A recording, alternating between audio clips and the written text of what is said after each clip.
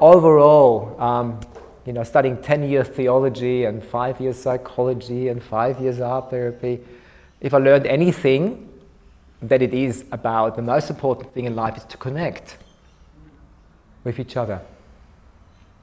It's all about connection. Genuine connections. That's often the struggle why people end up in mental health with depression or anxiety or even psychotic disorder. Something in their connections got threatened or damaged or hurt. And that's how people develop a mental health disorder. Not because there's something wrong with them. Yes, they might have a vulnerability like a genetic predisposition. But it's often minimal. The real problem is what happened in their life journey.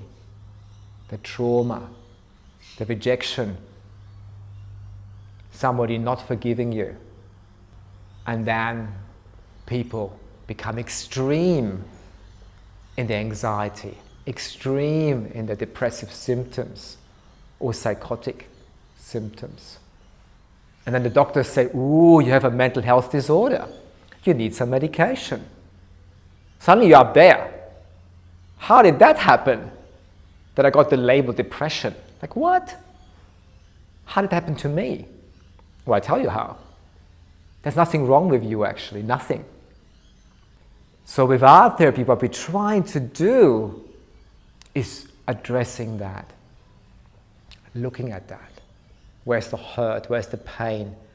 Where's the relationship that got affected, damaged, hurt, destroyed? And how did you come out of that? The grief, the loss.